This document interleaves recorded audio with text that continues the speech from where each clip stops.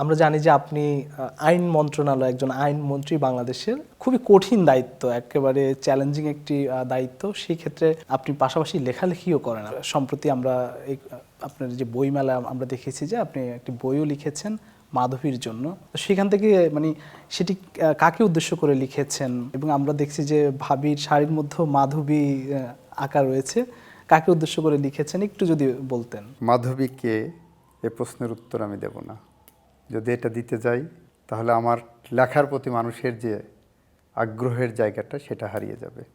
সুতরাং এটা অজানাই থাক। দ্বিতীয়ত হলো মাধবী রবার্ট ব্রাউনিংয়ের দি প্যাট্রিয়ট কবিতার মতো, কিংবা সমরেশ মজুমদারের কালবেলা কালপুরুষের অনিমেষ মাধবীর মতো, কিংবা নিমাই ভট্টাচার্যের মেম সাহেবের মতো, কিংবা শফিক রেহমানের মঈন মিলার মতো একটা চরিত্র, যেটাকে সাহিত্যের ভাষায় বলে ড্রামেটিক মনোলগ। এরকম একটি চরিত্রের কাছে লেখক তার সুখ দুঃখ আনন্দ বেদনার অনুভূতি প্রকাশ করে।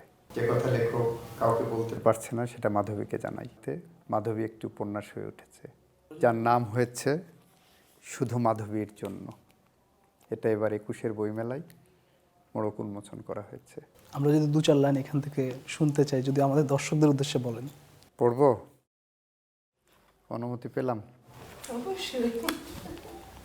১০ই ডিসেম্বর ২০২৫ সালে মাধবীকে লিখেছিলাম, মাধবী, আজ কাকডাকা ভোরে উঠে মোবাইলটা হাতে নিয়ে সার্ফিং করছিলাম, তোমাকে ভাবছিলাম।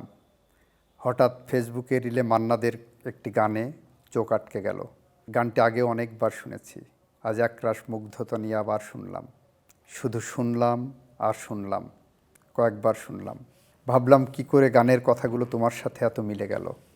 ভাবলাম গীতিকারের সাথে কি তোমার আগের পরিচয় ছিল। কত ৭-৫ ভাবলাম, কত জটিল কঠিন সমীকরণ মেলালাম, কিন্তু কোনো হিসাবই মিলল না। গীতিকার এই গান রচনার অনেক পরে হয়তো তুমি জন্মেছিলে। তারপর মনে হলো সনাতনী ধর্মের লোকেরা তো পুনর্জন্মে বিশ্বাস করে। তখন ভাবলাম, তাহলে কি আগের জন্মে তার মাধবী ছিলে, অথবা নীলাঞ্জনা কিংবা বনলতা? সে যাই হোক, তুমি ওই গানটা শুনে দেখো, তুমিও পড়ে দেখো ওই গানের কথাগুলো, যা তোমার জন্য নিচে কিছু অংশ তুলে ধরলাম।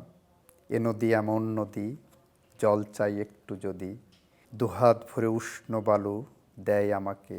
এ প্রিয়া এমন প্রিয়া, সোহাগে ভরলে হিয়া, কেবলই কেবলই বিদ্রূপ আর পাকা কথাই বলতে থাকে। এ প্রিয়ার চোখের পাতা ছায়াতে হয় না কালো, কখনো নয়ন তারায় ঝরে না স্নিগ্ধ আলো। প্রিয়ার নেই তো জানা ক্ষমা যে কাকে বলে, মমতা করুণা সে যতনে এড়িয়ে চলে। কি অদ্ভুত মিল, তাই না? খুব চমৎকার, খুব মানে একেবারে ছন্দ মিলিয়ে গেছে প্রত্যেকটি লাইনে লাইনে। এটি কি আপনার প্রথম বই না এর আগেও লিখেছেন? এটাই আমার প্রথম বই। এটা আমি ২৪৩টা পর্ব হয়েছে, তার মধ্যে এই বইয়ের মধ্যে ১২৫টা পর্ব এসেছে। মানে সামনে আমরা আরো বই পাবো? আরও পাবেন।